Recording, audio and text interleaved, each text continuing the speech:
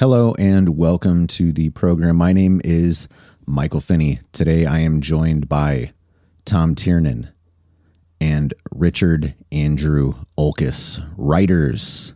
All, would you like to say hello? Yes, hello everyone out in podcast land. This is Ricky.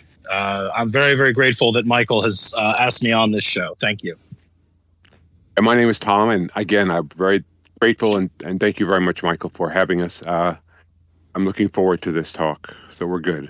Me too, and I've been thinking about it, how to stage it and how to engage you guys collectively here in a format that is within my control.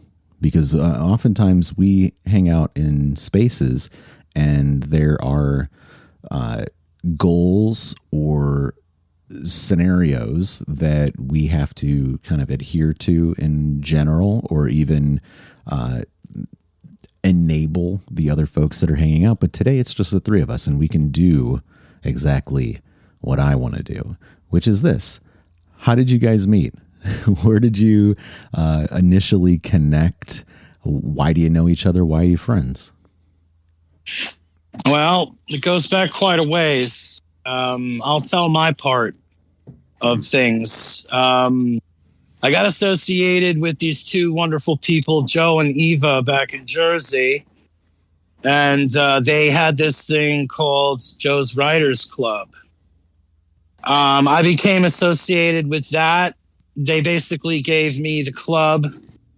And around that time, I was holding brick and mortar meetings in Metuchen, New Jersey, either at the library or either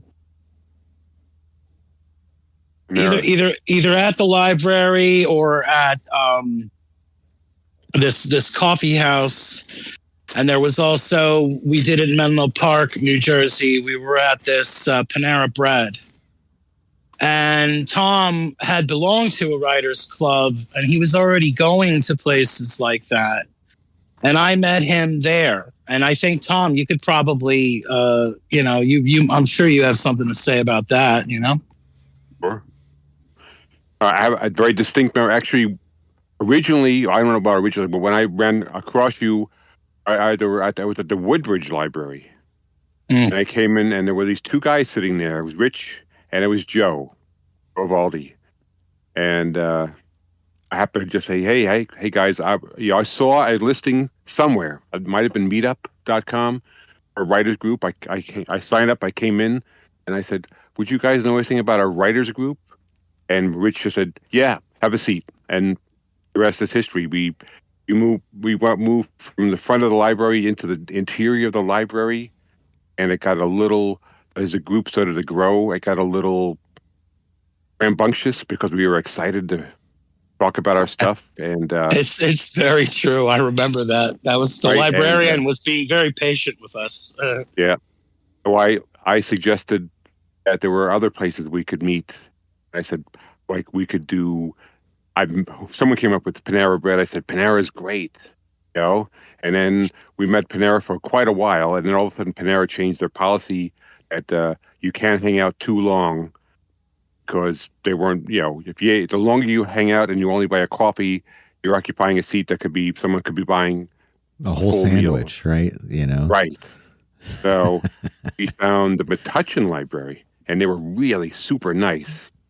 They had this whole big storeroom downstairs, and we set up, and we started, by then we were doing our recordings of our Joe's Writers Club meetings.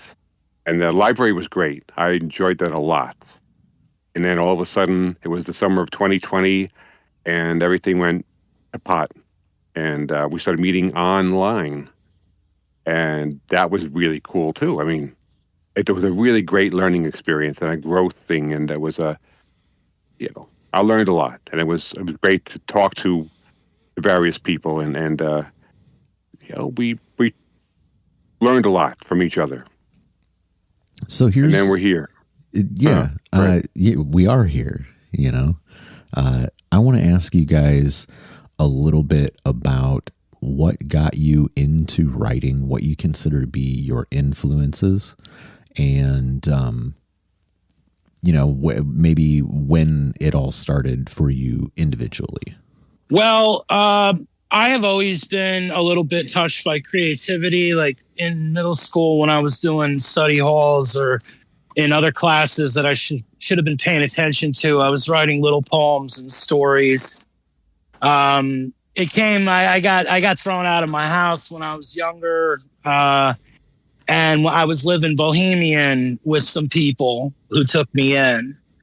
And I had the opportunity really to sit down and confront literature. And I had big dreams. It was a very dark time in my life, but I had big dreams. I wanted to write novels. At first, it was poetry, building my what I call poetic voice fulfillment, getting enough words in me where I had something to say. And then we went to poetry books, spoken word. And then it was years after that. And the screenplays, I was writing screenplays a lot in the beginning. But around 2011, I started with novels. And I wrote 3 in a row, 150K a pop. Yeah. Then I took a break, and then I wrote another one about 150K, and then another little break, and then I worked on the Mass Raw stuff, and the Mass Raw stuff brings us to where I am now, and I'm thrilled with it. I'm very, very grateful. I'm writing the book of my dreams right now, the Book of Draken. I'm like 84K into it, so I'm thrilled. And that's how there's lots of little ins and outs and what have you, but that's how I remember it,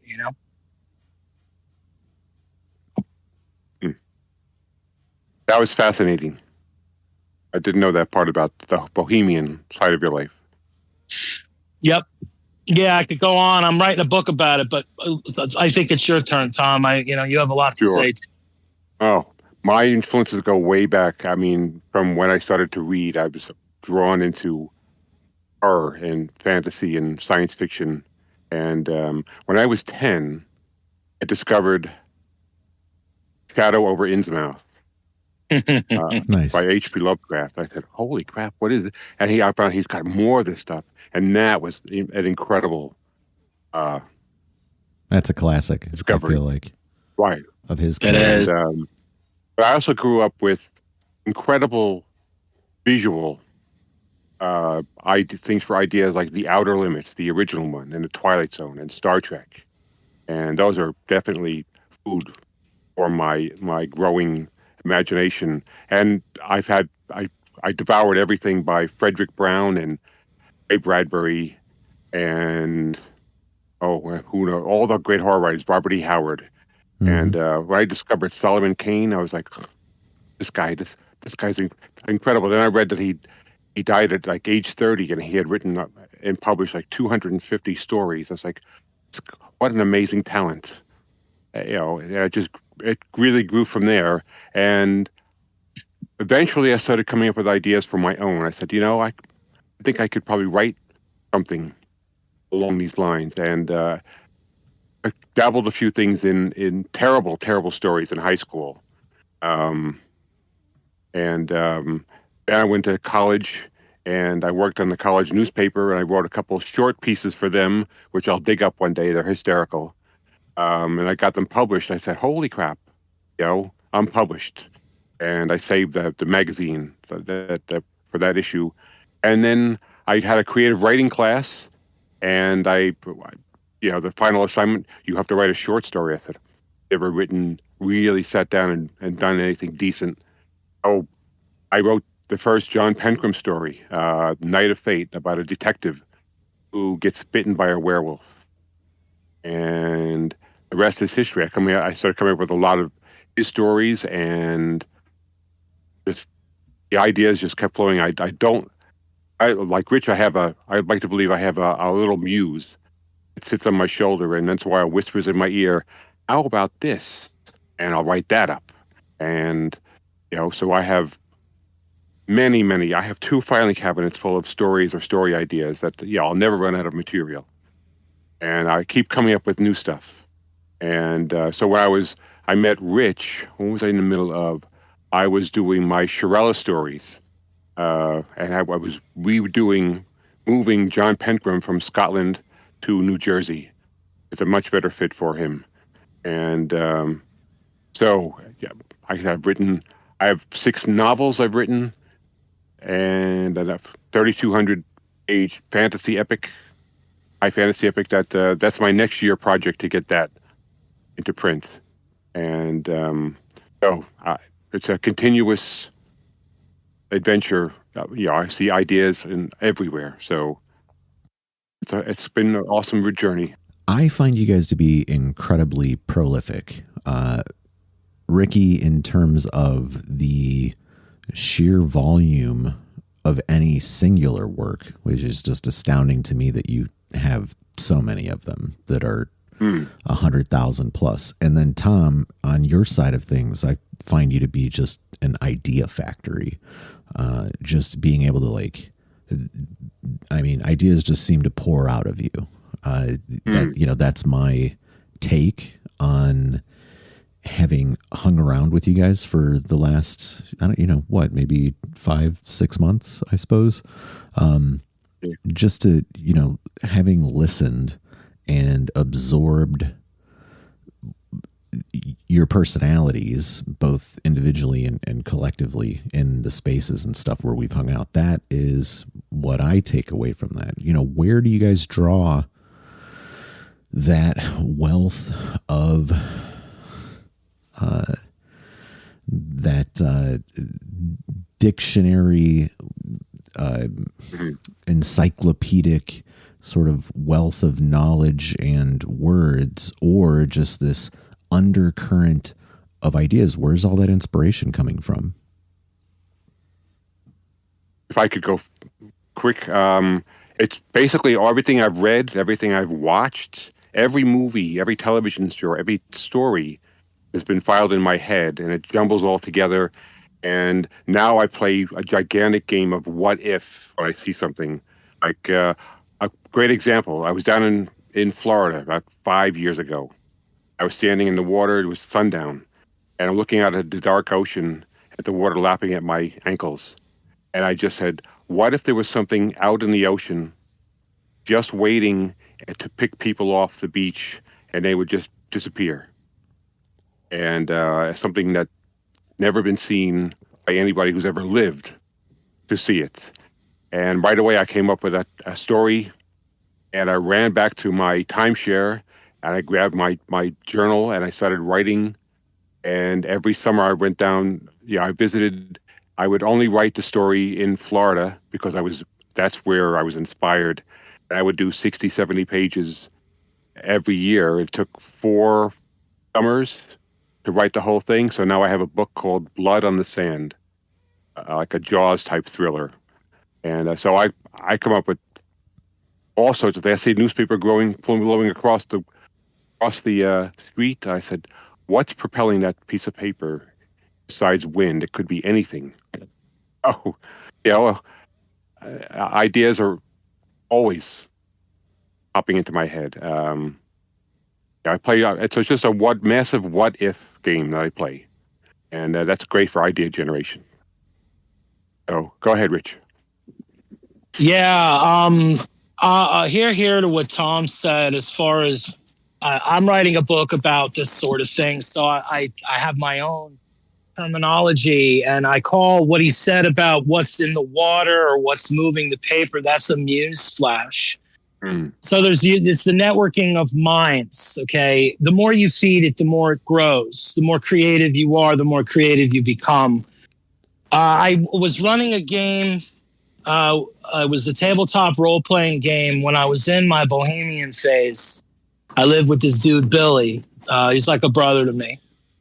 Billy and I, he had a bunch of people over all the time, and we used to do this role-playing game that I called it Fable. It eventually became Afternoty as a result of my friend Dave Lockwood. He's a very good friend and like a brother to me likewise, and a business partner besides. So this game Afternoty basically is like Dungeons and Dragons, but in warp drive. It's mostly power fantasy. We used to call it the Wild West, because other gamers would come and play it. And it was a game for fellow dungeon masters, mostly.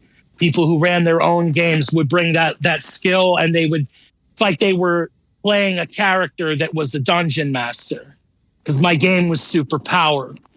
So as a result, you have to be an idea factory. You have to have a creative faculty that is on the edge, because you're dealing with other creative people who, and we're not reading modules.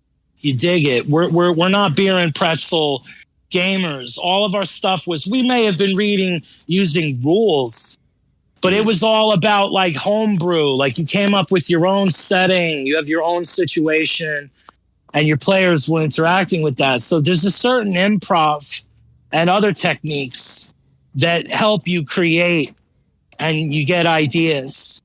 And it's the networking of minds. You're networking with your unconsciousness. You're taking your conscious thought, you're feeding a prompt into the dream world, for lack of a better term, your imagination, where daydreams live. Like if you've ever nodded off for the sake of escape, then you know what I'm talking about. And to sustain that is what I call mind theater, where you're living in a twilight, like a daydream for hours. That's what it is to play a role-playing game, because you're using your imagination as a vehicle. So I did that for a long time. I ran this game for like 15, 20 years. It was an amazing experience, and I got a tremendous amount of ideas from it. And it taught me how to world build, basically.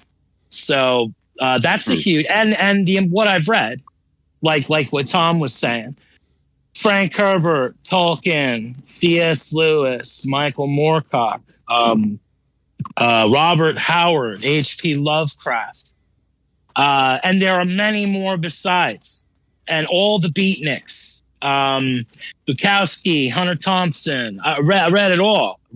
You just read, man. Read. The more you read, the more ideas you're gonna get. It's just how it is, you know. Exactly. I mean, that takes me back. Oh boy, when my daughter was born, I was running a Traveler RPG, a Star Trek, and a Call of Cthulhu, and I went way beyond the rules. I mean, in the Call of Cthulhu, if you got too frightened, your character would be dead because you'd go inside. I said, we're not going to use that rule. These guys are seasoned professionals. Unless we run across one of the big guys, you guys are going to be okay. You'll just be a little scared. And I just let my imagination run wild with, especially that game. And I played a little D&D, and I played. I didn't run. I ran with the Traveler, the Cthulhu, and Star Trek role-playing game. I was the game master, and that was phenomenal for ideas. I mean, I had my Star Trek campaign. I had a group that would play Federation people. I had a group that would only play Klingons, and I had a group that would only play Romulans. And I had to figure out a scenario where all three of them were on the same ship working together. So I came up with a common enemy for all three of them to fight against. And that was a blast. So RPGs are enormous for creativity. Yeah, Tom and I, we came up in the golden age of RPGs, because you had everything. You had Cyberpunk, Shadowrun, obviously D&D, but all the variations of D&D, like Spelljammers, Planescape, and I knew people who had extensive manuals, GURPS, Rifts, all the Palladium books, like limitless resources as far as, hey, dummy, this is how you build a world. Keep reading it and you'll know what a world is. Study some planetology, some geology, learn about how things work and on a planet, and then you know how to make all these things inhabited by an imagination. Right. So yeah, it's I recommend it for people who are trying to figure that, fantasy, specifically fiction, like where you got to create huge amounts of stuff that don't exist. It gets your foot in the door. It is interesting that you guys have this literary and gaming overlap. Is that something that you guys find maybe in the communities that you hang out in general, or do you find that to be kind of ubiquitous to writers at large, wherever you find them or cross paths? Well, from my end, when it comes to my angle, I was writing for therapy and I was writing to escape. And poetry was the vehicle for that. So wherever I could perfect storytelling, hear a great story, but understand why that's a great story, reaching for transcendence all around. That's what I was trying to do. The RPG thing just fuels the escape. And everybody I knew was like that. Like the people, we all gravitated towards each other. And not all of them were like me. I'm sort of like some sort of mutant among them. I have my own ways, because none of them are book writers. But I knew I had at one point, I was running game with 2 or 3 groups. Then I went to a game. I went to a D&D game. I went to a Shadowrun or a Cyberpunk game. There were occasional games down the shore, like rando groups. This is the result of, like, on my part, it's the result of obsession. I don't particularly care for this incarnation. I'm not overwhelmingly pleased with it. So I really, in fact, I just don't want to be here. So for me, it's really, really easy. And plus, it's the nature of experience, conversation and storytelling, learning, the networking of minds. That stuff drove me obsessively into both role-playing games and literature, and then writing itself, as well as being able to tell stories by a fire or whatever. I feel that that's like why I'm here. You know what I mean? Yeah. Yeah. I find role-playing, gaming in general, and writing, there's a common language, and there's a decent overlap. I go to several gaming conventions near me. Board gaming has some role-playing, and there's a lot of writers. In the dealer's room, there are 2 people that sell books that I play games with, and they're awesome people. And so there's more and more people. I think there's more and more gamers who are writers than there are writers who become gamers. And I designed a game myself, which was an excellent, also creative exercise. And like I said, the writing and gaming, there's a major overlap. If you do a Venn diagram, most of the commonality would be in the center, the 2 circles. That's what I've heard. Because they deal in the same genres, a lot of them.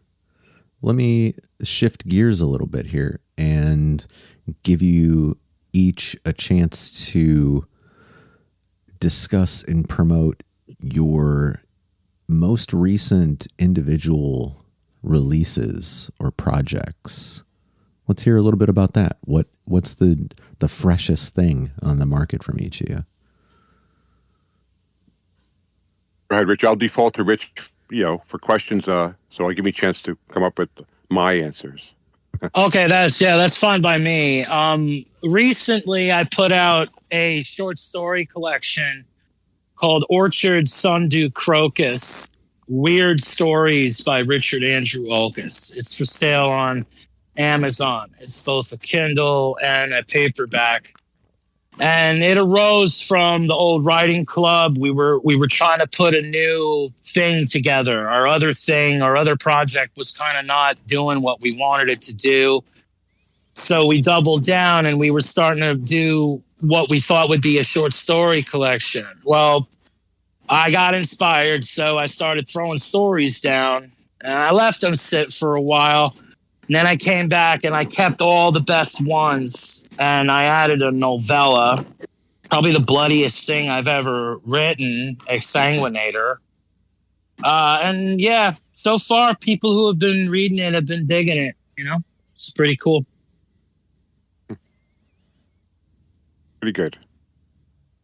Actually, all right. So my latest work, I just put up on Kindle, is Tales of Verema, Volume 1, the Shirella Stories.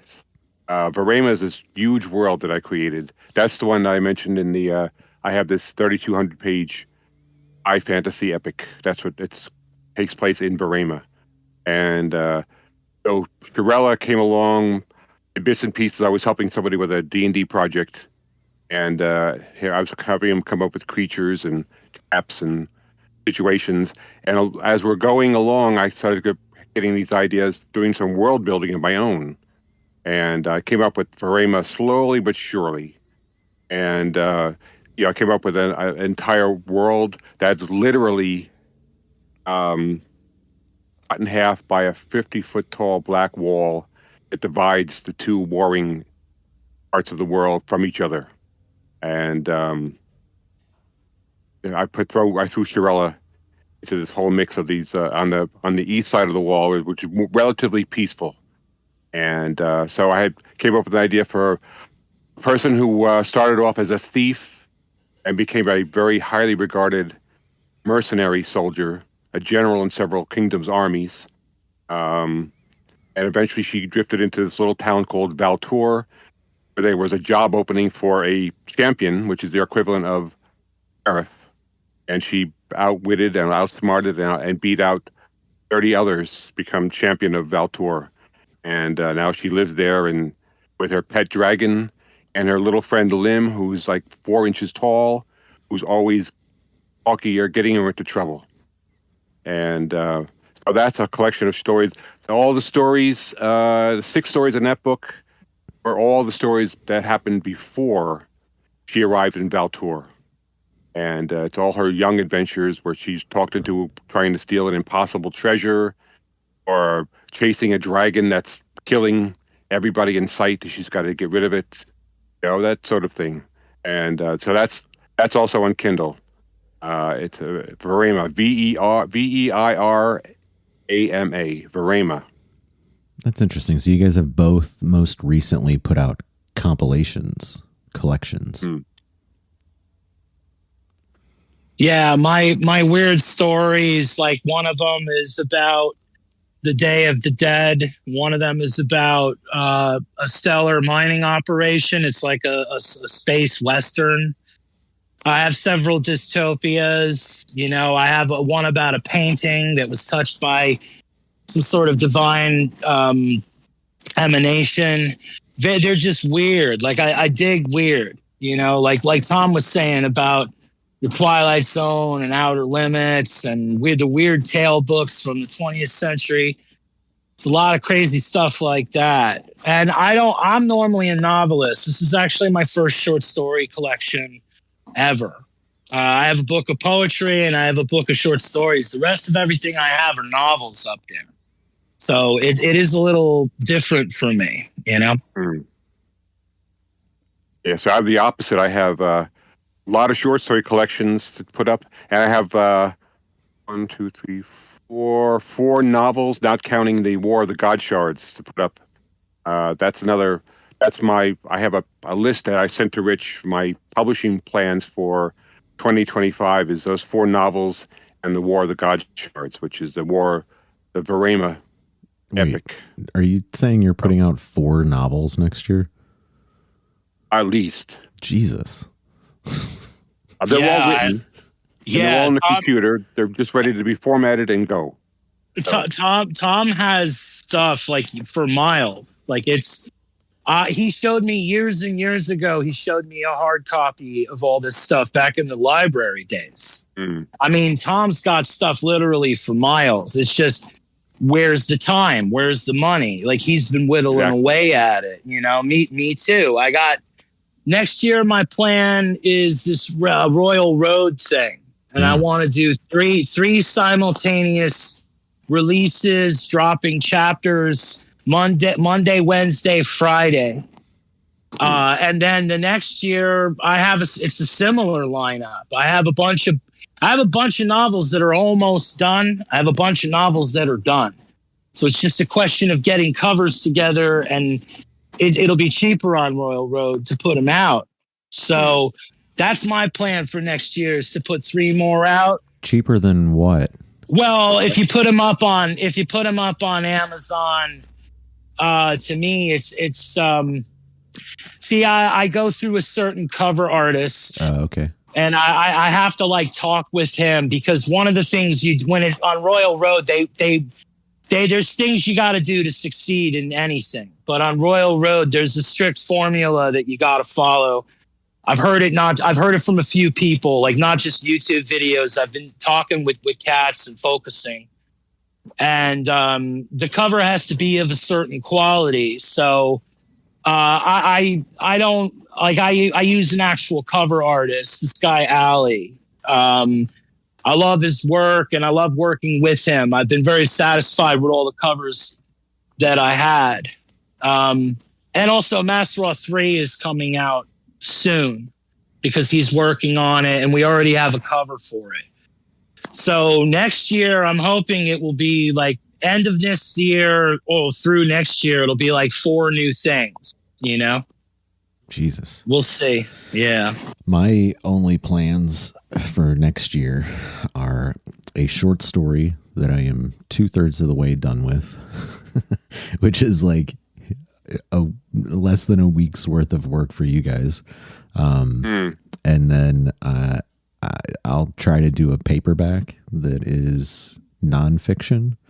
Have only really done a very loose first draft of that. It is going to need a lot of work to get into shape, but it will be something that has been kind of floating around different channels and avenues for a number of years. I started it in 2020, and we'll see, how that goes. I want to ask you guys, about working together. You have all these books, these individual books, but you started working on a new lit mag called Mount Timeless Review, right? Yep. So tell us about where that comes from, where the name comes from, what it is about, what you're trying to do with it, and why. So Tom and I were working together in the old club a lot. We had various roles and different things we were trying to do. Whether or not we had inspiration at that time is something else. And also the club itself was destabilizing. The pandemic kind of really did us in. But I enjoyed working with Tom to the point of where I was like, it doesn't matter. Like, let's just double down. Like, it hasn't been working. Let's see if it still won't work, or if we can do something else. And I know that he, like myself, is fascinated with the concept of those 20th century weird tale magazines. Just the creature delight of encountering them. My dad used to have all kinds of Conan books. My uncle was why I'm into literature to begin with, fantasy specifically and science fiction. My dad to a lesser extent, but they had books. They had those old weird books in the basement. Like, they were a little moldy or whatever, but when you got to them, they were still very readable in that golden 20th century twilight, when a younger person would find that and be impressed by it. So for no reason, certainly not to make money, but for being inspired and to really double down and give back, we wanted to do our own. And we were talking about a newsletter, but, Tom, I think you'd agree that, like, when we work together, even if nothing comes of it, it's very satisfying. Like we learn from each other, we teach each other, and something creative comes out of it. So I don't know. Beyond that, it's a Goonie idea, but to me, it's nice. It's like a very nice thing to have, and working with Tom's a blast. So Thank you. That was from the dregs and the remains of the club. We won't name it right now, just because every time we mention it on air, something falls over. It was like one of those weird. So the That's old fine. club poked around. We had a little podcast thing going on called Mount Timeless, and I said that's a pretty good name. So one of us came up with the idea. Why don't we resurrect the old collection, short story collection concept, and put out something on a regular basis. And so I thought quarterly would probably be a pretty good idea, something, a good challenge. And it's been a real blast. So issue 2 just hit on the 1st, October 1st. Issue 2 just what came up, and we have tried to do a theme. This issue, the theme was aliens, and yeah, it was great. It was like just the two of us putting everything together, the covers and the formatting and the stories, and we have to. The thing I think we have to work on is submissions.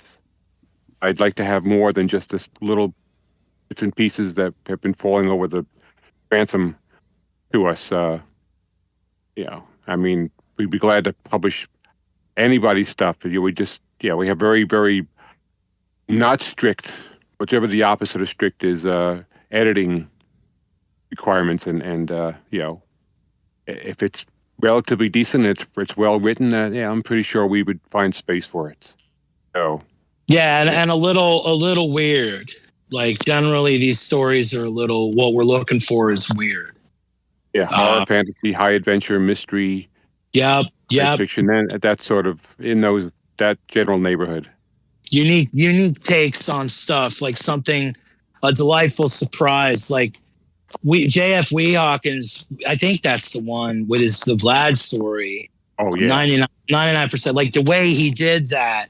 It's like I've read Vlad stories, and then there's that. It's like Paulette too. Like there's little things they do that just stand out. Like we're looking for quirky, weird. We're looking for unorthodox, and I think we get that. I think we're doing that. If nothing else, we just need more.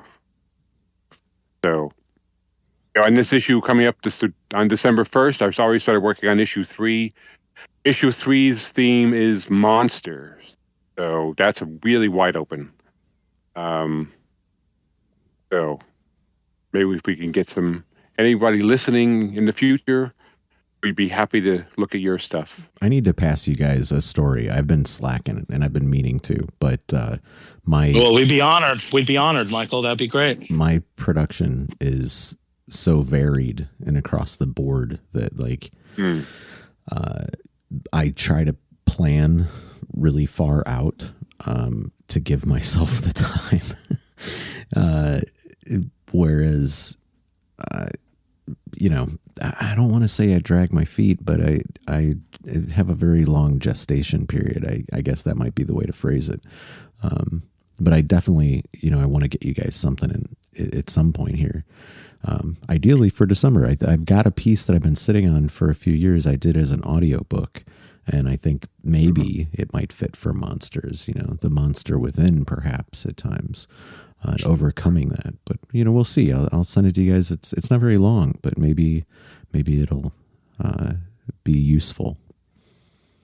I'd love to see it. If you don't want to read it on a show, you just send it to the submission email, and Tom and I'll check it out. I'm sure it's cool. I mean, you have a voice. As far as like being prolific and stuff, it's like it's one thing to write lots and lots. It's another thing to write for keeps. Like when you write something and you're like, oh, this story, I dig it. Like, I'm so glad I wrote this story. It's like, you don't got to write a lot. It's all according to your muse and how obsessive your creativity is. But if you make a good one every once in a while, if a good story comes out, then that's the name of the game, right? That's the bit too, right? You're not going to hit a home run every time up to the plate. No. But you got to go in and get your swings. Right. Yeah. They can't all be zingers, Yep. Ray Bradbury is famous for saying, write a short story a week.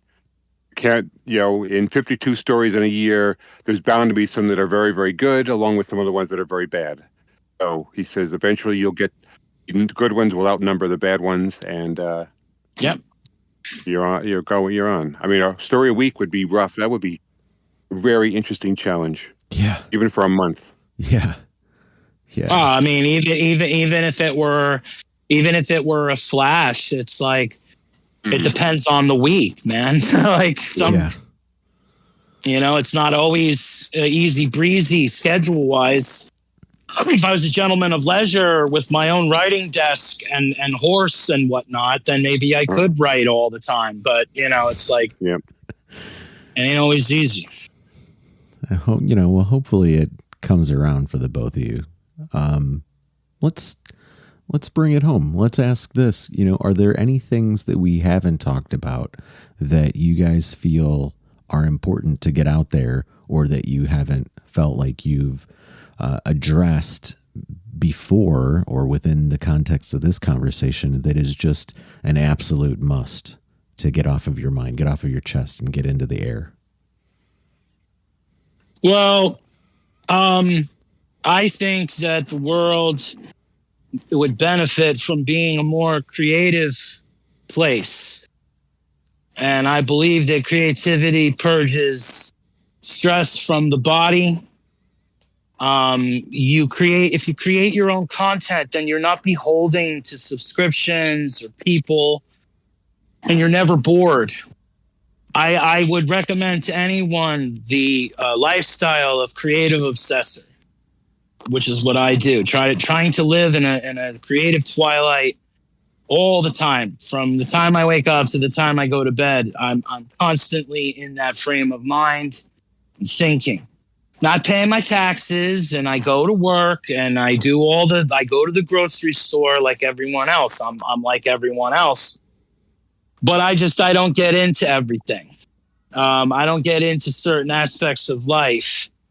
And what I do doesn't hurt anyone. I'm not coming after anyone. I'm just putting my content out, and I'm trying to see how far that goes. So it's a win-win. Like, there's no way to lose doing this kind of stuff. And I have a lot of dreams and a lot of plans, a lot of stuff that I would like to do.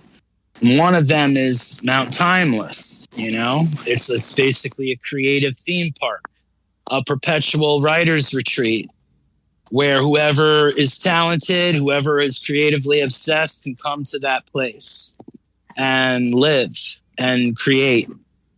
And I don't know if it will ever happen, but it's one of the golden dreams that I have laying out in the horizon of transcendence. Which is the only goal, the only dream I can possibly have here. And anybody who feels like that, they're kin to me. Like we're cut from the same cloth. So if we all got together and figured that out, it would be like a dream come true. Making dreams come true is like what it's like to be alive. That's the significance. That's why we're here, really. There's all these programs running, but that to me is like, it's best. It liberates the soul. It makes it so that whatever deathbed you may have, you've done something. Increases significance and meaning to life. I think that's what I'd like to broadcast if there was anything left unsaid, Beautiful thoughts. I've had a similar idea, something I've maybe for 8-10 years. If I could have a life wish or a what have you, I would like to get into a situation that I possibly, let's call it a James Patterson-like situation, where I would have this, say, office suite of offices or whatever, and I would come in and I would give Mary an idea, and I would give Bob an idea, and I would give George an idea, and let them, I'd give them like 4 or 5 pages. Here's some stuff I came up with, 4 or 5 pages each, and they would just go up and write up a novel, and it would be, Out of the Past by Mary Smith and Tom Tiernan. And I wouldn't care about having my name first like Patterson does. Maybe it's a contract thing, but I would just all these ideas I have, just in order to get them out. I would love to have a situation where I have a team that could write for me. Maybe people who are not having a lot of luck, or would just like to write. A team of ghostwriters, so to speak. And I think that would be an incredible thing to do. Is take my filing cabinets and just start handing out ideas, stories while I work on my own. My John Penkram and my Shirella stories are my private work, and we'll do it on the mountain, Tom. I promise. Yeah, it'd be very cool. It would be that one section over there. You want to write? Go over to that building over there. And so yeah, that it's important for me. Unsaid would be to be creative, and if you don't be afraid to write, and just write what's in your heart, and don't be afraid of that it's wrong or it's sloppy or it's terrible, because it's got to be terrible at first before it can become good. And as a saying, don't let the perfect be the enemy of your creativity. Some people won't send any stuff to magazines because it's not perfect yet. They say it doesn't have to be. I mean, Robert E. Howard sent out 200 stories to all these magazines, and once in a while one came back, could you give it a little nudge here? And he would send it back out. And the stories aren't perfect. There's some concepts, there's some ideas, they don't all make sense sometimes, but he got them out there. So that's what you've got to do. You've got to write. You've got to write all the time. And carry a notebook with you. I do. When I go on vacation, I have my notebook with me, because if I didn't have my notebook with me, I would have had to scrounge for some paper, do my Florida novel, start my Florida novel off. So, going on a cruise in January, I'll have my notebook with me, because things happen. I'll see a nice, beautiful tropical island, and something will pop in my head, and if I don't write it down, I'll kick myself a couple weeks later. What was that thing I saw on the beach? And it'll be gone. So, stay creative is a good thing, and feed your mind always. Yeah, here for all that stuff. I mean, definitely double down on what Tom's saying. He's absolutely right. Yeah, I mean, I think about the RPGs. I had this weird Star Trek. I had the USS Phoenix, and we had all these wild people. Had Dr. Forbin from the Colossus, the Forbin Project. I had Buckaroo Bonds. I had Doctor Who. I had all these amazing scientific crew on this ship.